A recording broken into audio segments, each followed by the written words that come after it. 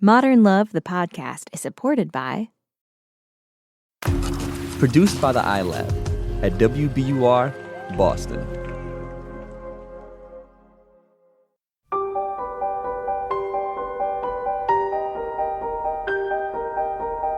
From the New York Times and WBUR Boston, this is Modern Love. Stories of love, loss, and redemption. I'm your host, Meghna Chakrabarty.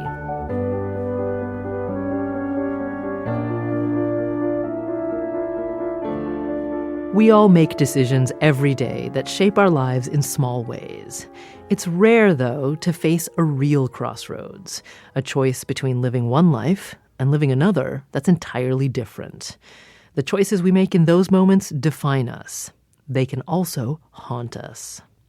Ingrid Maitland faced a choice like that. She writes about it in her essay, The Triangle's Sharpest Point. It's read by Zawe Ashton. You can see Zawe now in Betrayal on Broadway, opposite Tom Hiddleston and Charlie Cox. She's also a playwright. Her play, For All the Women Who Thought They Were Mad, just opened in New York. "I don't think he's dead," said Emma, 8, putting a finger on her father's cheek. She pressed it experimentally, and the still warm flesh responded. "See," she said, triumphant. "I told you. He's just sleeping." He wasn't. He was dead. I'd watched him take his last breath. "We won't disturb him," I said, putting an arm around her. "Let's go for a walk." She hurried off to change, and I took the chance to call the doctor. Then I had a moment to take a final look at my friend and lover. He looked comfortable. His head rested against the stuffed wingback of the big chair, eyes shut. His disease-yellowed hands crossed in his lap, palms open. I smoothed away a stubborn strand of hair, kissed his parted lips. Then Emma arrived dragging a quilt and insisted we tuck him in. "Cozy is good when you're sleeping," she said. It was hard for me not to feel relieved that he was dead. His struggle had been tough to witness, and harder still was his determination, as a young man, not to allow the cancer to triumph. An hour before he died, he swore he wasn't going to. As Emma and I strolled around the lake on that vibrant morning, nature, heedless of the crisis she and I faced, celebrated the season with a riot of colour and a chorus of birdsong. She ate ice cream while I gently persuaded her that her father was indeed dead. Emma had been prepared by months of therapy for her father's death. She faced it, then, by throwing the ice cream at a duck and giving vent to her grief and fury about the unfairness of it all. She was now an orphan, her mother having died when she was an infant. When she calmed, I reminded her of the new life she faced, living with cousins, a beloved aunt and uncle, her own bedroom. And soon she let go of my hand and demanded another, bigger cone. Had it not been for Emma, I reflected, I might well have been a brand new widow, with Emma as my sole charge. I'd repeatedly postponed marrying her father because his precocious, impossible child had filled me with dread. Emma had greeted my arrival in her father's life with steely disapproval. And from then on, she and I vied for his attention, like competing mistresses. I had tried to like her, to win her over, but I had failed. Her ability to disrupt whatever brief harmony he and I could achieve as a couple in the few months we'd been together kept me one step ahead of her father's longing to make me his wife. At 30, trying to establish myself in the world, I was far from ready to make the necessary sacrifices that mothering Emma would demand. There were many occasions when a hasty escape to the sanctity of my apartment reinforced my resolve to remain single. And then he got sick. I sublet my apartment and moved in. Emma made plain her dislike of the arrangement, challenging my authority whenever her father was out of earshot. "You're not my mother," she'd hiss. "Why do you need to be here?" I had neither the patience nor the expertise to deal with her tantrums. Besides, my energy was taken up by honing my nursing skills. My lover refused further professional care. Relatives came and went, bearing healthy foods and advice, and whispering concern over what would become of Emma. His mother turned pleading eyes on me. But Emma and I were at war. After all, she was not without family, and I had a career to return to. As the months passed, nobody, it seemed, was in a hurry to take her on. There were days when I wept for her, as I wept for him. Then, in the final weeks, Emma's aunt stepped up to offer her a place to live. Soon, photographs of the cousins began arriving, along with warm letters of welcome, compounding Emma's confusion. She was torn between the law of family life and her need to look after her father. "I'd like to go," she said, "but I'll have to wait until Daddy gets better." After her father's funeral, she began to chatter about her cousins and make up details of the new life that beckoned so brightly. There were moments of compliance, of affection between us, the affection of survivors. But mostly she stormed about, as obstructive and destructive as she could be. "You're not my mother, you can't tell me what to do," she'd say, stamping her foot. My heart ached for her, but I longed to walk away, to hand her over to her family. I wanted my freedom back. At the airport, she clambered monkey-like up the tall, angular frame of the aunt she barely knew and clung around her neck, distributing big smacking kisses. Instantly relegated to the role of a mere chaperone, I felt the thrilling tug of my imminent release. Her aunt and uncle's house had been festooned with balloons and posters for her arrival. She was shown her bedroom, then sent off to explore the garden with her cousins, while her aunt and I fixed supper. "She'll be fine," her aunt said. "All she needs is a family and the love and attention we plan to give her." I sighed, feeling the accumulation of months of trauma lessen. Over the next 48 hours, Emma was absorbed into the dynamics of the household. Her aunt and uncle sensibly weathered the jealousies, irritations and fights as I sat by, no more than an interested spectator. "My advice is not to actually say goodbye," her aunt said on my last evening. "Just slip away. She'll be asleep. We don't want to upset her. You can write." I didn't imagine that Emma would be upset about my leaving. She had hardly registered my presence since our arrival. I nodded my agreement and went to pack. I got into bed and tried to sleep and couldn't. It didn't seem right to creep away without a word to Emma. Around 3 a.m, I went quietly to her room. The light on the nightstand cast a pinkish glow, making her face appear flushed.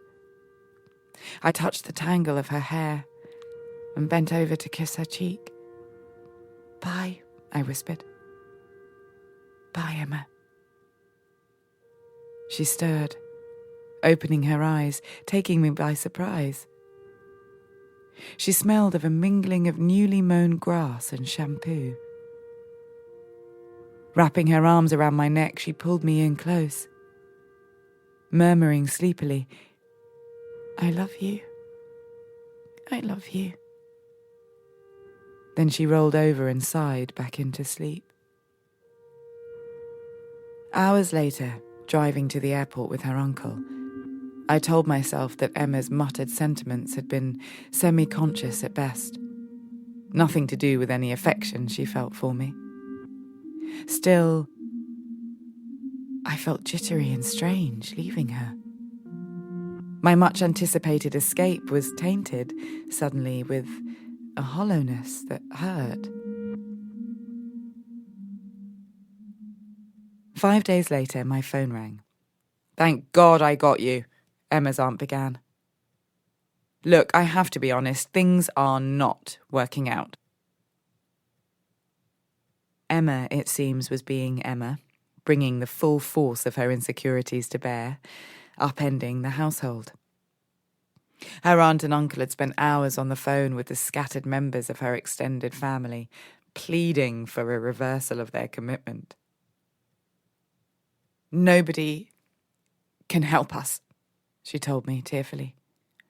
"If you won't take her, I don't know what we'll do."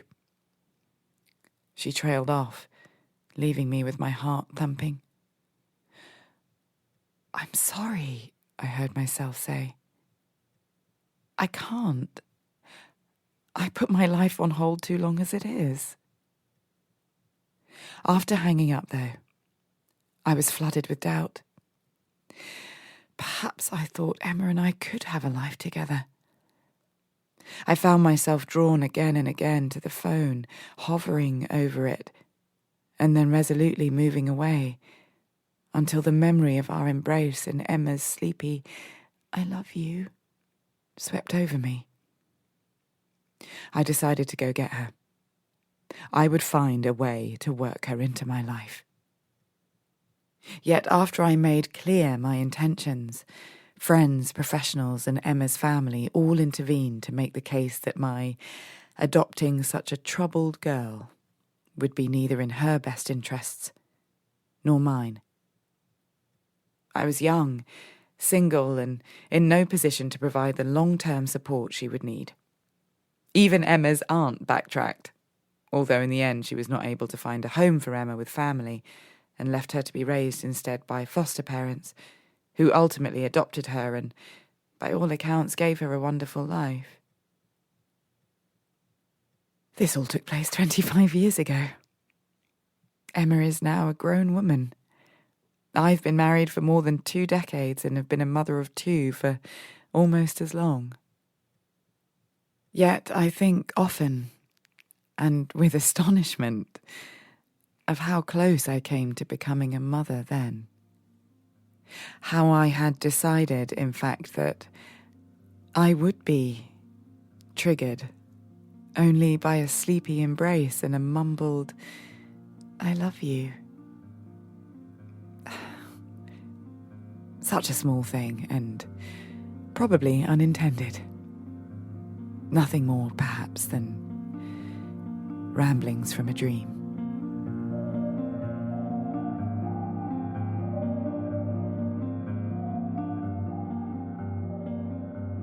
That's Zawe Ashton reading Ingrid Maitland's essay, The Triangle's Sharpest Point. Zawe told us why she wanted to read this piece. It's got this unbelievably painful sense of nostalgia about a lost love and losing someone that you love and having them pass away. But also then having to deal with the extension of that love by way of a child and have that be mingled in all the different emotions that you're experiencing after a death and through grief, and how messy that is. And I think I'm just a firm believer that love is truly messy and life is truly messy, and this just seemed to encapsulate so many beautiful, fragile layers of love, and I couldn't resist choosing it. Thanks again to Zawe for reading this week's essay. You can see her in Betrayal on Broadway. And here's Daniel Jones, editor of the Modern Love column for the New York Times. What I loved about Ingrid's essay is how it reveals these sort of heart-opening moments that can change the course of your life forever. Or not, if you pass them by. And like, oh my God, like, what allows people to have those sort of moments of just vulnerability and risk and take a chance? And those moments are so rare in our lives, but what do we do? And how does it work out sometimes? I mean, a lot of people get married in those moments and have children in those moments or get divorced in those moments. But it's just, I think she does such a good job of revealing how loaded those decisions can be. After the break, we'll hear from Ingrid Maitland, and we try to find the girl she lost contact with so many years ago.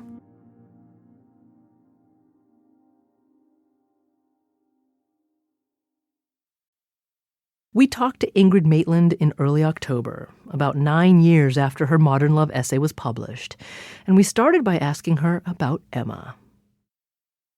I do think about her a lot, and I do still feel quite guilty that I couldn't have done something more. Over the years, of course, I have thought about her a lot. I've written her letters, which I've, of course, never sent. I've kept a diary, and she appears in the diary, all the way through many, many years. Then when Dan Jones, he called me one day. He said, "We've got to try and find this child." And he said, I'll help you. We'll try. But we couldn't. We couldn't find her. And so the trail has kind of gone dead. Ingrid says she tried to reach out to Emma's family back then to find out what had happened to her, but she says she never heard back from them. And although she still thought about Emma, Ingrid was also focused on her own family. By the time she and Emma parted ways, she had started dating Christopher, the man she eventually married. I was very focused on making Christopher my future. His mother had died when he was a child. He was damaged. He was shy. He couldn't have coped with Emma. So really my choice was Christopher or making a life with Emma. And my choice was Christopher. And so for that, I would say to Emma, I'm sorry, that I didn't have the backbone to say to Chris, I'm good enough, and if you want me, you have to accommodate this child. Ingrid last saw Emma more than 30 years ago. Her own children are grown up now, and several years ago, in October of 2015, Christopher died by suicide. After his death, Ingrid moved from the East Coast to Denver, Colorado. She started a new relationship too. But through all that, she hasn't stopped wondering about Emma. I think it would be nice if people could know that Emma has survived. I wish I knew that for a fact. That in spite of this little girl whose father died of liver cancer, whose whole family turned against her, and I, left her as well, that she's okay, that, life has a way of working itself out, and that she's beautiful and she's strong and she's happy somewhere and she's probably married with children. I wish I could find that out, and that could be the codicil to the story. After the break, we find out what actually did happen to Emma.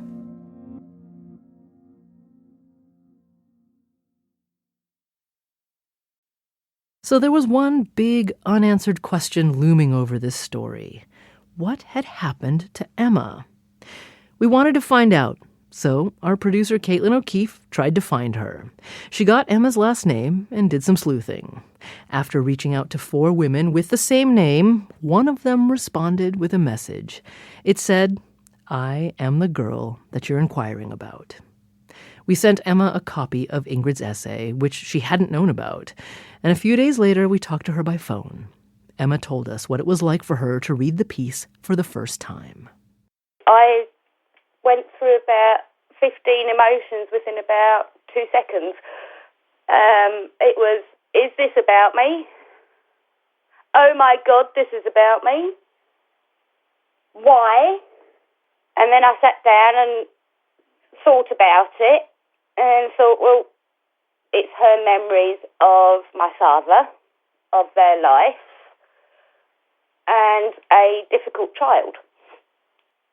And I wish I had the opportunity to say sorry to her for how I must have come across.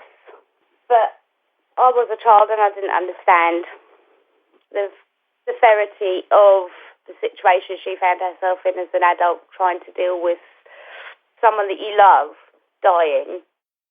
We wondered, does Emma wish Ingrid had adopted her years ago?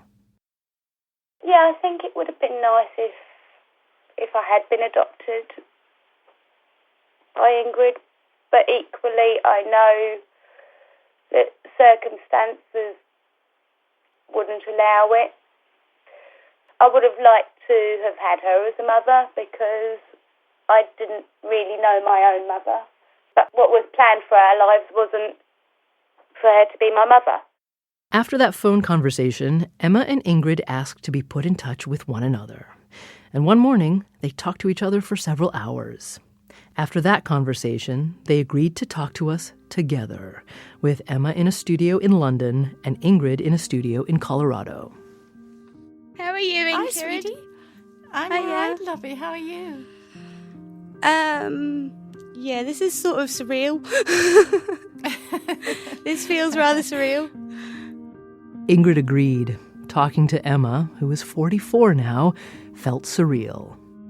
Honestly, I could hardly believe it. I thought, this can't be true, So I was amazed. I mean, I just felt, because I honestly didn't know if Emma was alive or dead. That was, I'd sort of given up. So I was very, very relieved to know that she was alive and well. Then Emma told Ingrid what it was like to read the essay that had been written about her. I broke down when I read it, I did. It made me very emotional. It made me cry. There were bits, once I'd read it, there was a little bit of anger there, and then I reasoned with myself and said, well, stop being so awkward about it, and I love it now. I absolutely love it. And I think it's mainly because through that story, we've been able to reconnect. Emma told Ingrid what had happened to her after she left her aunt and uncle's home as a child. She says she lived in a children's home for 2.5 years. She shared a room with another girl who was only there on the weekend. The rest of the week I was on my own, trying to fight my way through children that were older than me. Some were nice, some were rather nasty. I'm not going to actually explain exactly what went on. We'll put it under the heading abuse and bullying and leave it at that. When she was 12, she was taken in by a foster family. I don't know which was worse, being in the foster home or being in the children's home. Emma says that after experiencing years of abuse in her foster home, relationships were difficult for her. When she was 29, she had a daughter with a boyfriend who eventually left her. Not long after, she started a relationship with the man who would become her husband. We just knew that we had to be with each other for the rest of our lives and got married. And from that marriage came 2 other gorgeous daughters and a very happy life. And then, unfortunately, he passed away through illness. After her husband's death, Emma says she had a breakdown. Unfortunately, because I didn't cope with the death of my husband very well. My daughters were taken away from me. And my oldest one lives with her biological father and his significant other. And my 2 younger children are repeating part of my life and find themselves in the care system. Emma says that because of the rules of the child protection system in the UK, she's not able to tell us more about what happened. For Ingrid, it was very hard to hear Emma's story. I feel quite breathless listening to what this poor girl has been through in her life. And I had absolutely no clue that the whole thing was going to shatter the way it did. I did find myself often thinking about Emma and wondering what had happened and feeling a great sense of guilt and then feeling angry with myself for that and saying, get over this. This is not your problem, you know. You have nothing to blame yourself for because it wasn't your fault. It was just the situation that life threw me into and threw yourself into, and at the end of the day, you did what you could and you did what you had to do to survive what you'd been through. I am so... It's all right. I'm so impressed. I'm so impressed by Emma. I wish you were here so I could give you a hug. I'm sorry. Just, she's such a lovely human being, and she's so strong and so brave. And I wish I could just give you a hug. I tell you what, Inky, there is a way you could give me a hug. Yeah? Hug the microphone. I'll give it a kiss. Mwah. Mwah. Did you want to talk later? Yeah, I'll give you a call. I've got to take my doggies for a walk, and then I'll call you. Okay, sweet. Okay? Okay.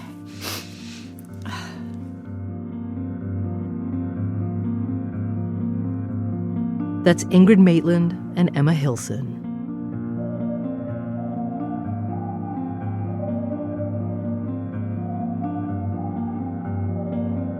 Modern Love is a production of The New York Times and WBUR, Boston's NPR station.